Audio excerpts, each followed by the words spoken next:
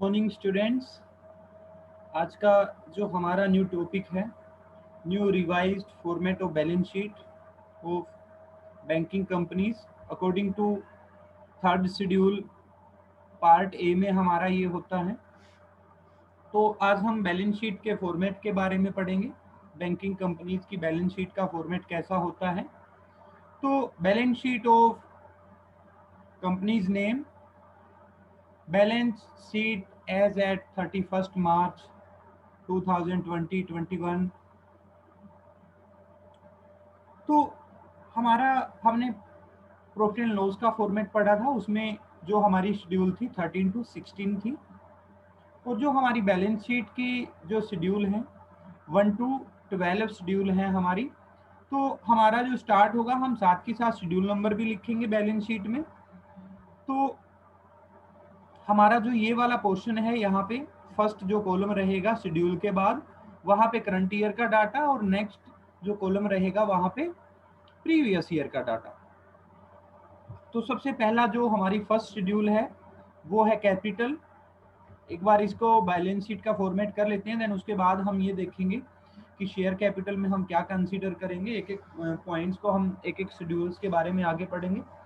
Second schedule is reserve and surplus, third one is deposit, fourth borrowings, and fifth other liability and provision.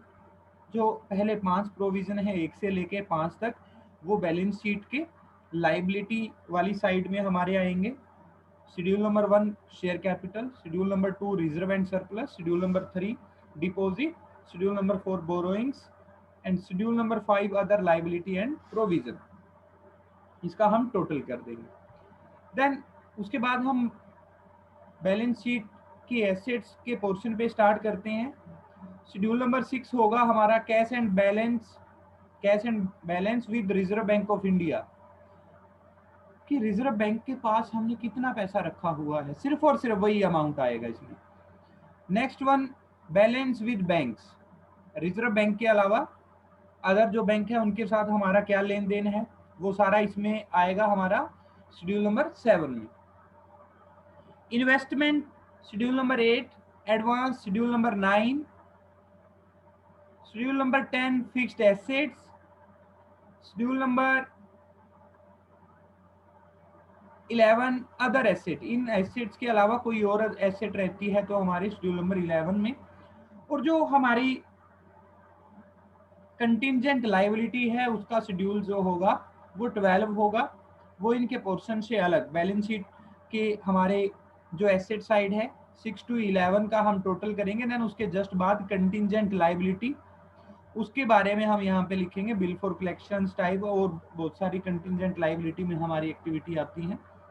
तो अब हम इन schedules के बारे में एक एक करके थोड़ा सा देख लेते हैं। शेड्यूल नंबर 1 था कैपिटल का हमारा। तो यहाँ पे कैपिटल का जो शेड्यूल है फॉर नेशनलाइज्ड बैंक, जैसे एसबीआई बैंक हो गया, उसके केस में क्या होता है, जैसे इन्होंने लिखा है capital fully owned by central government. जो कैपिटल है वो सारी की सारी किसके द्वारा, जो सारे का सारे शेयर्स हैं वो किसके पास रखे हुए हैं, सेंट्रल गवर्नमेंट के पास रखे हुए हैं। सीधा टोटल उसका लिख देंगे। For bank incorporated outside India, जो बैंक इंडिया के बाहर हैं उस केस में क्या होगा। First one is the amount brought in by bank by way of startup capital as prescribed by the RBI should be shown under this head, कि जो बाहर इंडिया के बाहर जो बैंक ओपन कर रखे हैं उनके स्टार्टअप के लिए जो पैसा वहां पे लेके गए हुए हैं हम, वो amount. And second one is amount of deposit kept with RBI, amount of deposit kept with RBI, RBI के पास हमारा कितना अमाउंट रखा हुआ है according to banking regulation act, वो इन दोनों का हम टोटल कर देंगे। जो हमारे फॉरेन कंट्री के अंदर इंडिया का कोई बैंक स्थापित है, और अदर कोई बैंक है, नेशनलाइज बैंक नहीं है और फॉरेनर बैंक नहीं है, मींस बाहर हमारे देश का कोई बैंक नहीं है। तो उसके अलावा जो दूसरे बैंक हैं, जो हमारे दूसरे बैंक हैं जैसे प्राइवेट बैंक है, उनकी बैलेंस शीट कैसे रहेगी। बैलेंस शीट में कैपिटल कैसे रहेगी, वैसे ही जैसे हमने कंपनी की बैलेंस शीट में कैपिटल का पोर्शन करते थे। ऑथोराइज कैपिटल कितनी है बैंक की, number of shares at the rate of, जितने रुपए का वो शेयर है at the rate of each. Then उसके बाद issued capital, subscribed and fully paid up capital, उसमें से लेस अनपेड, हम मान के चलते हैं कि 100 रुपए का शेयर था, 70 रुपए ही मंगवाए हैं, 30 रुपए नहीं मंगवाए हैं। Call unpaid, add forfeiture of share, वही जैसा हमने चैप्टर नंबर 2 में इशू ऑफ शेयर्स में थर्ड सेम में किया था, वो सेम रहेगा। ऑथोराइज कैपिटल, देन उसके बाद इशूड कैपिटल, उसके बाद subscribed and fully paid up capital, उसमें से अनपेड कैपिटल आप लोगों की माइनस हो जाएगी, एरियर और फॉरफीचर हमारे क्या है, यदि हमने शेयर को फॉरफीचर कर रखा है तो वो हमारे ऐड हो जाते हैं। रिजर्व एंड सरप्लस, तो इसमें हमारा क्या आएगा, स्टैच्यूटरी रिजर्व हमने प्रॉफिट एंड लॉस के बारे में, प्रॉफिट एंड लॉस में भी इसके बारे में हमने जिक्र किया था। तो स्टैच्यूटरी रिजर्व हमने पढ़ा था कि बैंक के प्रॉफिट एंड लॉस का 25% अमाउंट हमें क्या करना होता है, स्टैच्यूटरी रिजर्व में हमें ट्रांसफर करना होता है।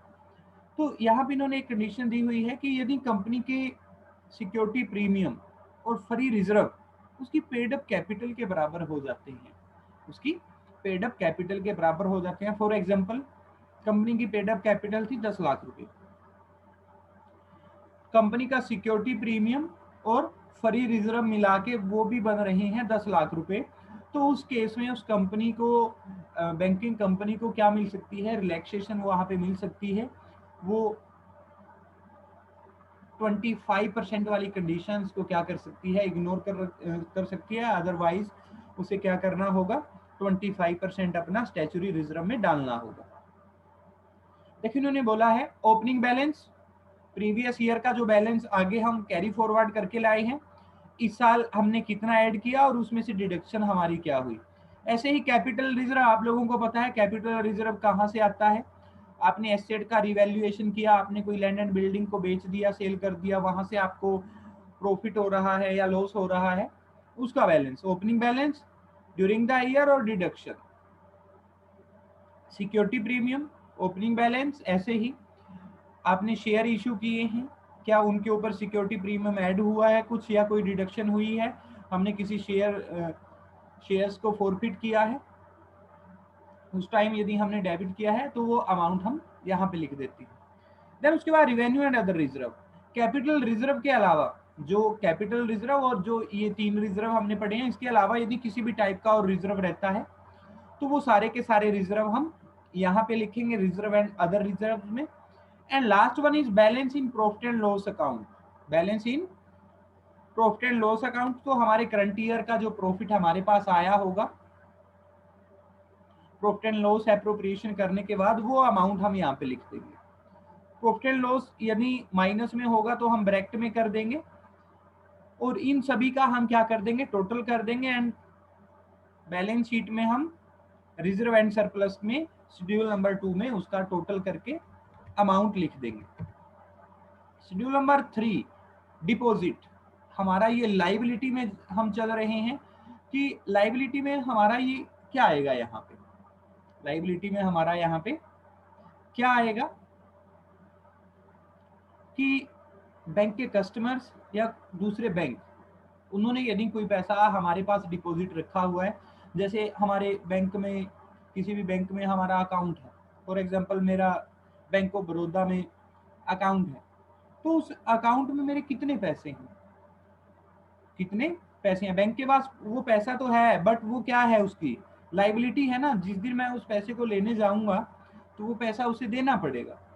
तो डिपॉजिट के केस में देखो यहाँ पे डिमांड डिपॉजिट, एक तरीके से हमारा जो सेविंग अकाउंट होता है, from bank, from other, demand deposit क्या है, या तो बैंकों का है या अदर है, सेविंग बैंक डिपॉजिट, यहां से अलग से कॉलम दे दिया इन्होंने, saving bank deposit, term deposit, term deposit में आप लोगों का क्या आएगा, फ्रॉम बैंक, फ्रॉम अदर, या तो बैंकों ने किया हुआ है। टर्म डिपॉजिट में क्या आएगा आप लोगों का, एक तरीके से एफडी आप लोग बोलते हो जिसको, फिक्स्ड डिपॉजिट, वो अमाउंट हम इसमें क्या कर देंगे, एफडी हम करवा लेते हैं, फिक्स डिपॉजिट हम जो करवा लेते हैं, तो हमारे वो शेड्यूल नंबर 3 में हम लिखेंगे और इस इन सब का क्या कर देंगे, टोटल कर देंगे। बी का जो ये अलग से इन्होंने पोर्शन दिया है, डिपॉजिट वो ब्रांच इन इंडिया, डिपॉजिट और ब्रांच आउटसाइड इंडिया, जो ये पोर्शन आएगा और ये दोनों पोर्शन आएंगे, ये 1 2 3 का बैलेंस और यहाँ पे बी में 1 2 का बैलेंस, ये दोनों बराबर ही आएंगे।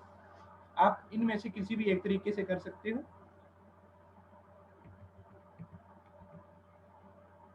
नेक्स्ट हमारा जो पॉइंट है, borrowings.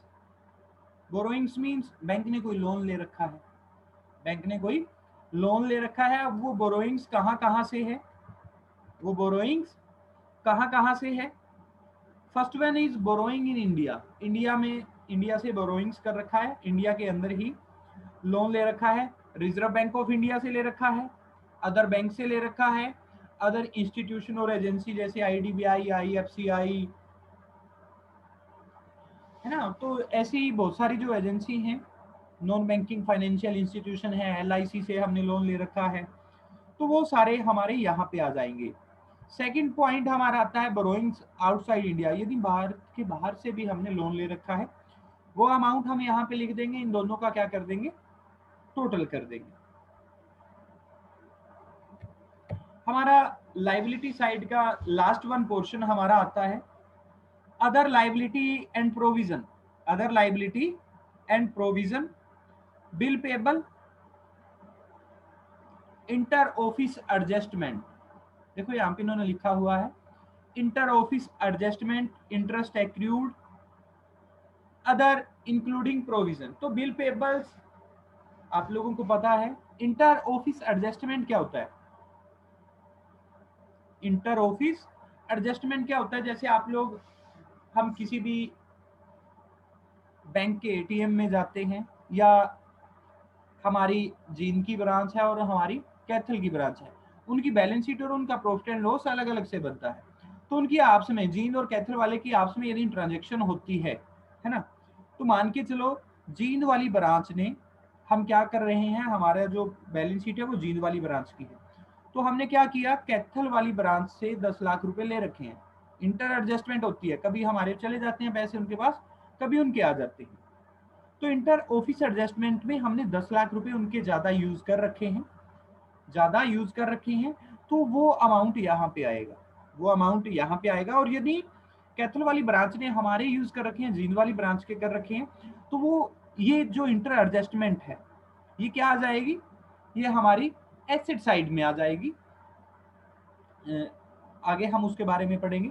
Accrued interest, accrued interest में हमारा क्या आएगा कि इंटरेस्ट ड्यू हो गया है, अभी तक उसकी हमने क्या नहीं की है, पेमेंट नहीं की है, सेविंग अकाउंट्स के ऊपर, एफडी के ऊपर, हमारी जो बोरोइंग्स है उन सब के ऊपर।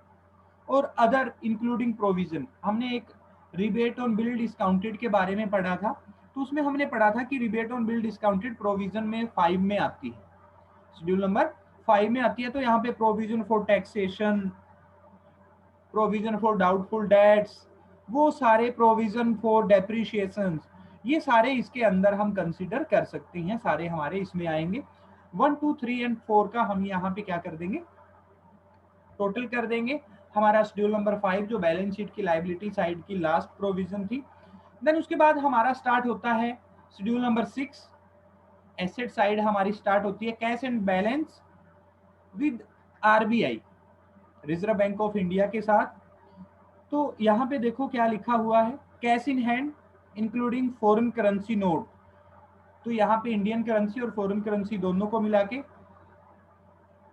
Balance with reserve bank of India, RBI के पास हमारे कितने पैसे रखे हुए हैं, हमारी जींद ब्रांच के पैसे, हमारे पैसे कितने आरबीआई के पास हमने सबमिट किया हुआ है, इन करंट अकाउंट और in other account, in current account और अदर अकाउंट, इन दोनों का हम क्या कर देंगे, टोटल कर देंगे। नेक्स्ट हमारा पोर्शन आता है balance with bank and money at call and short notice.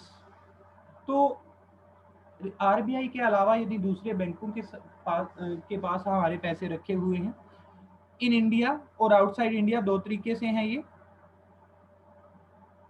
Balance with bank current account in other deposit account, हमारे बैंक ने एक तरीके से एफडी करवाई हुई है, या हमारे बैंक का किसी दूसरे बैंक में अकाउंट है। Money at call and short notice, आपका पैसा, आपने जो पैसा रखा हुआ है दूसरे बैंक्स के पास कि आपको जैसे ही जरूरत पड़ती है आप एक कॉल करते हो, उसी टाइम आप निकाल सकते हो। एक शॉर्ट नोटिस जो 7 डेज का होता है वो आप लोग निकाल सकते हो विद बैंक्स या विद अदर इंस्टीट्यूशंस।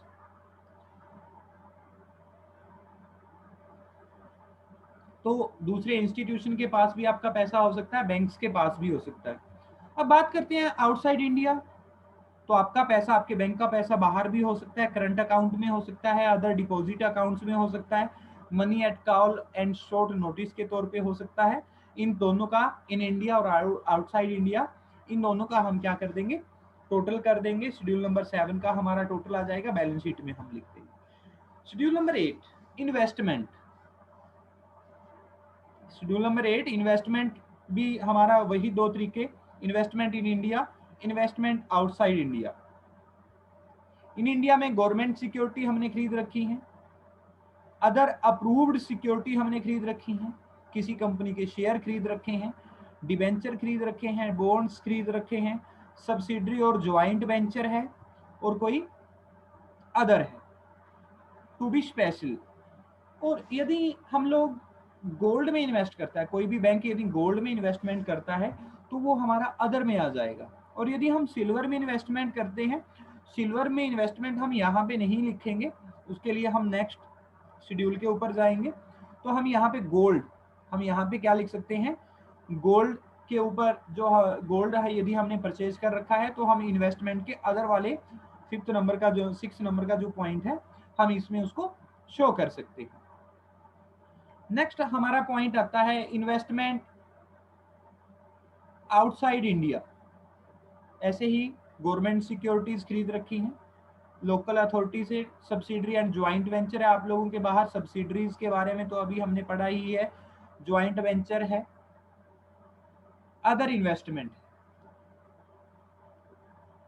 इन दोनों का हम क्या कर देंगे, शेड्यूल नंबर 8 में इन दोनों का टोटल कर देंगे। देन नेक्स्ट हमारा पॉइंट आता है शेड्यूल नंबर 9 एडवांस। तो हमने जो बिल डिस्काउंट किए थे, क्वेश्चन भी हमने किया था, तो वो सारे एडवांस में आते हैं। Bill purchased, bill discount, cash credit, overdraft and loan payable on demand. देखो ये यहाँ पे ये चीजें भी आ चुकी हैं हमारी। बोरोइंग्स में तो हमने जो लिया था, डिपॉजिट में जिन लोगों का पैसा हमारे पास था, जिन बैंक का पैसा था, जिन कस्टमर्स का पैसा था, अब ये क्या है, हमारे जो कस्टमर है उन्होंने कैश क्रेडिट ले रखा है, ओवरड्राफ्ट दे रखा है, लोन हमने दे रखा है, वो सारा एडवांस में आता है। Cash credit, overdraft and loans, इनमें क्या डिफरेंस है। कैश क्रेडिट क्या होता है, कैश क्रेडिट एक तरीके से सिक्योर्ड शॉर्ट टर्म के लिए कैश की जरूरत को पूरी करता है। मान के चलो हमें एट ए टाइम कैश की जरूरत है, तो हमें कुछ ना कुछ सिक्योरिटी के तौर पे बैंक के पास रखना पड़ेगा, देन बैंक उस सिक्योरिटी के बेस के ऊपर हमें कैश क्रेडिट दे देगा। तो जो कैश क्रेडिट है, कैश क्रेडिट मान के चलो आपने कितने की करवाई, 10 लाख रुपए की कैश क्रेडिट आप लोगों ने कितने की करवाई, 10 लाख रुपए की। और यदि आप इसमें से 3 लाख रुपए ही निकालते हैं तो आपके ऊपर जो इंटरेस्ट लगेगा वो 3 लाख रुपए के ऊपर ही लगेगा, क्योंकि आपने सिर्फ 3 लाख, आपने अप्रूव कितने करवाए, 10 लाख रुपए करवाए, आपने निकाले कितने, 3 लाख रुपए, तो 3 लाख रुपए के ऊपर ही इंटरेस्ट लगेगा। जो हमारा एक तरीके से लोन होता है, लोन की जो इंटरेस्ट रेट होती है और कैश क्रेडिट की जो इंटरेस्ट रेट होती है वो ज़्यादा होती है। ओवरड्राफ्ट से भी ज़्यादा कैश क्रेडिट की हमारी रेट ऑफ इंटरेस्ट होती है, क्योंकि आप लोगों को अप्रूव्ड कितना हो गया है, 10 लाख रुपए। तो आपने 3 लाख रुपए निकाल लिए हैं, तो 7 लाख रुपए भी बैंक को तैयार रखने पड़ेंगे, अपने पास ही रखने पड़ेंगे। वो उन पैसों को इधर उधर नहीं कर सकता जैसे ही आपको जरूरत पड़ेगी।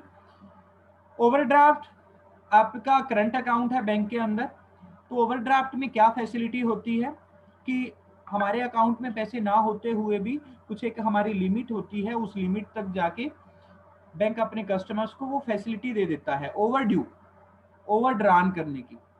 हमारे बैंक में पैसे, अकाउंट में पैसे नहीं है, ओवर ड्रान की हमें फैसिलिटी है। बैंक जीरो होते हुए भी हमें 1 लाख रुपए निकाल सकते हैं, 2 लाख रुपए निकाल सकते हैं।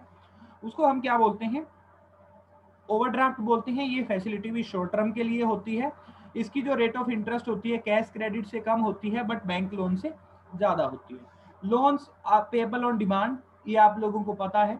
लोन्स बैंक के द्वारा जो किए जाते हैं, home loans, personal loan, vehicle loans, वो सारे इसमें हमारे आ जाएंगे। देन उसके बाद term loans, long term loans हमारे जितने भी हैं वो यहाँ पे हम कंसीडर कर लेंगे सारे के सारे। मींस बैंक ने जो भी पैसा बाहर लोगों को दे रखा है, इंटरेस्ट पे दे रखा है, बिल परचेज कर रखे हैं, वो सारा का सारा शेड्यूल नंबर 9 में ही आएगा। तो आगे जो ये पॉइंट हमें दे रखे हैं, आप लोगों ने क्या करना है, ये जो पोर्शन है, ए का जो पोर्शन है, इसका टोटल ही आप लोगों ने बैलेंस शीट के अंदर लिखना है। जो ये चीजें आ गई, इन्होंने क्या कर दिया कि आप या तो इस तरीके से निकाल लो, या फिर दूसरा तरीका क्या है, B, secured by tangible asset, covered by government guarantee और अनसिक्योर्ड। ये अमाउंट, ये जो चीजें थी हमारी, ये जो टर्म थी हमने पढ़ी है, ये सिक्योर्ड, जैसे क्या था हमने, कैश क्रेडिट क्या थी, सिक्योर्ड, तो कैश क्रेडिट यहाँ पे हमारी आ गई। अनसिक्योर्ड बिल परचेज है और डिस्काउंटेड है, अनसिक्योर्ड में आ गया। लोन दे रखा है, बैंक गारंटी दे रखी है गवर्नमेंट ने, वो यहाँ पे हमारा आ गया। इसका भी टोटल, ए का टोटल बी का टोटल दोनों सेम आएंगे। एडवांस इन इंडिया और आउटसाइड इंडिया, ये भी हो सकता है। Priority sector, public sector, banks को दे रखा है, अदर को दे रखा है। Advance outside India, due from bank, due from other, bill purchase and discounted, syndicated loan and others. तो ये हमारा जो सी पोर्शन था, सी पोर्शन हमारा यहाँ से स्टार्ट हुआ था। सी का भी हम टोटल करेंगे तो एक और बी और C, A is equal to B is equal to C, इन तीनों का पोर्शन क्या आएगा, बराबर आएगा। सिंडिकेट लोन्स क्या होता है कि कई बैंक्स मिलके यदि लोन प्रोवाइड कराते हैं, यदि लोन की अमाउंट ज्यादा होती है, करोड़ों अरबों रुपए में वो लोन होती है, एक बैंक नहीं कर सकता, तो कई बैंक आपस में मिलके यदि उसको लोन कर देते हैं, तो वो हमारा सिंडिकेटेड लोन्स में आएगा। नेक्स्ट हमारा पॉइंट है schedule number 10, fixed assets. Fixed assets में बैंक की जितनी भी एसेट्स हैं, बैंक की जितनी भी फिक्स्ड एसेट है, प्रीमाइसिस है, प्रीमाइसिस मींस बैंक का वो एरिया, बैंक जहां पे सिचुएटेड है, बैंक के अंदर बनी हुई बिल्डिंग, बैंक के बाहर या बैंक की चार दीवारी के अंदर जो भी जगह है, वो हमारी क्या आएगी, प्रीमाइसिस में आएगी। जो बैलेंस था एडिशनल ड्यूरिंग द ईयर, यदि हमने कुछ उसमें ऐड किया है, डिडक्शन यदि उसमें से कुछ हुई है, और डेप्रिशिएशन वो हम माइनस करके यहाँ पे लिख देंगे। अदर फिक्स्ड एसेट, प्रीमाइसिस के अलावा कोई अदर, प्रीमाइसिस में आप लोगों का क्या आएगा, सारी की सारी जमीन, जितनी भी बिल्डिंग बनी हुई है, बैंक की जितनी भी बिल्डिंग बनी हुई है, वो बिल्डिंग और उसकी जगह, लैंड, वो सारा हमारा प्रीमाइसिस में आएगा। अदर फिक्स्ड एसेट्स में हमारा क्या आएगा, including furniture and fixtures. Other fixed assets में हमारा बैंक के अंदर जो फर्नीचर है और फिक्चर है वो हमारा आ जाएगा। ड्यूरिंग हमने कुछ परचेज किया है, और डेप्रिशिएशन का अमाउंट वो हम इसमें माइनस करके 1 और 2 का टोटल कर देंगे। 10 नंबर शेड्यूल का हमारा फिक्स्ड इन्वेस्टमेंट का टोटल हो जाएगा। शेड्यूल नंबर 11 जो लास्ट शेड्यूल है हमारी एसेट साइड की, अदर एसेट। देखो ये पॉइंट आ गया, इंटर ऑफिस एडजस्टमेंट नेट, देखो ये आ गया ना। यदि इसका बैलेंस डेबिट हुआ तो हमारा एसेट में आएगा, और यदि वो क्रेडिट हुआ, अभी मैंने जो आप लोगों को बताया था कि यदि हम जींद वाली ब्रांच का अकाउंट बना रहे हैं, कैथल वाली ब्रांच को ज्यादा पैसे गए हुए हैं, इंटर एडजस्टमेंट है हमारी, 1 लाख रुपए कैथल वाली ब्रांच से हमने लेने हैं, तो हमारे यहाँ पे आएंगे। यदि हमने देने हैं तो हमारे अदर लाइबिलिटी में आएंगे। इंटरेस्ट एक्रूड, आपने जो लोन दिए हुए थे उसके ऊपर इंटरेस्ट जो एक्रूड हो चुकी हैं, एडवांस जितने भी दिए हुए थे उसके ऊपर आप लोगों के interest. Tax paid in advance, tax deduction at source, stationery, stamps, non banking assets acquired in satisfaction of claims. आपने क्या कर रखा है, व्हीकल लोन कर रखा था, इंस्टॉलमेंट ईएमआई नहीं आ रही, ईएमआई नहीं आ रही, तो आप लोगों ने क्या कर लिया है, उस एसेट्स को एक्वायर कर लिया है लोन की अपने क्लेम की सेटिस्फेक्शन में, तो वो अमाउंट हमारा इसके अंदर आएगा। तो जो भी हम क्लेम करते हैं यहाँ पे बैंकिंग रेगुलेशन एक्ट के अंदर, विद इन 7 डेज उसका निपटारा हो जाना चाहिए। जो एसेट आपने एक्वायर की विद इन 7 डेज उसका क्या हो जाना चाहिए, निपटारा हो जाना चाहिए। अदर इसके अलावा कुछ एसेट साइड में हमारी कोई और एसेट रहती है तो वो सारी की सारी हमारी आ जाती है। देन उसके बाद आगे इन्होंने लिखा है कि in case there is any unadjusted balance of loss the same may be shown under this item with appropriate footnote. इसके अलावा यदि आपका कोई लॉस रहता है तो उसके फुटनोट में आप लोग उसको नीचे शो कर सकते हो। बैलेंस शीट में अमाउंट में हम उसको एडजस्ट नहीं करते, उसके फुटनोट में बैलेंस शीट के नीचे हम उसको क्या कर सकते हैं, शो कर सकते हैं। शेड्यूल नंबर 12 जो लास्ट थी हमारी कंटिजेंट लाइबिलिटी। कंटिजेंट लाइबिलिटी के बारे में आप लोग +1 +2 से पढ़ते आ रहे हैं कि आकस्मिक लाइबिलिटी, आकस्मिक लाइबिलिटी जो आपको जिसका एस्टिमेशन नहीं है, कोई दुर्घटना हो गई तो उसकी वजह से आपके ऊपर कोई लाइबिलिटी आ जाती है। Claim against the bank not acknowledgement as debts, banks के ऊपर किसी भी प्रकार का कोई क्लेम्स कस्टमर के द्वारा किया जाता है। Liability for partially paid investment, आपने क्या कर रखा है, लाइबिलिटी फॉर पार्शली आपने इन्वेस्टमेंट कर रखी थी, वो फुली पेड अप इन्वेस्टमेंट नहीं थी, उसकी कॉल यदि आपसे कर ली जाती है। Liability on account of outstanding forward exchange contract,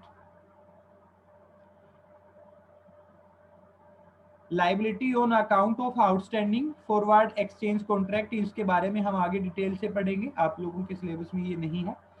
guarantee given on the behalf of customers in India और आउटसाइड इंडिया, बैंक ने क्या कर दिया है, अपने कस्टमर की गारंटी दे दी है और वो कस्टमर ने पेमेंट नहीं की है तो बैंक को वो पेमेंट करनी पड़ेगी, तो बैंक की कंटिजेंट लाइबिलिटी में आ जाएगी। Acceptance endorsement and other obligations, आपने एक्सेप्टेंस किया है, एंडोर्समेंट आपने क्या कर दिया है, बियाज को आगे ट्रांसफर कर दिया है, वो डिसोनर हो गए हैं, और अदर ऑब्लिगेशंस वो सारी हमारी कंटिजेंट लाइबिलिटी में आएगी। Other item for which the bank is contingent liability, एकदम से जो हमारी अप्रूव लाइबिलिटी नहीं थी, हमारी बैलेंस शीट की लाइबिलिटी साइड में जिसके अंदर हमने नहीं लिखा और आकस्मिक वो लाइबिलिटी हमारे सामने आ जाती है जिसका अमाउंट हमें पे करना होता है, वो हम किस में लिखते हैं, कंटिजेंट लाइबिलिटी में लिखते हैं।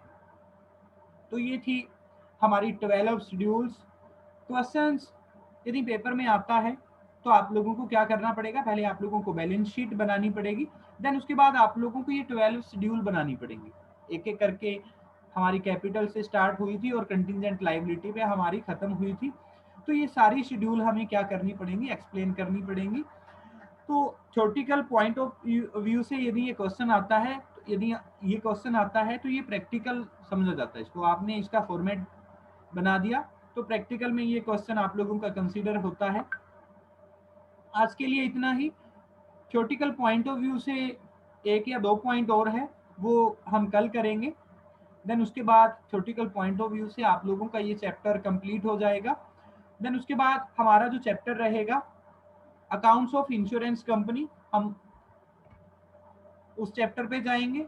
देन आप लोगों के अकॉर्डिंग जैसे आप लोग बोलोगे फिर हम क्या करेंगे, बैंकिंग कंपनीज और इंश्योरेंस कंपनी इन दोनों चैप्टर्स के हम प्रैक्टिकल पोर्शन को स्टार्ट कर देंगे। आज के लिए इतना ही, बाय बाय सभी को।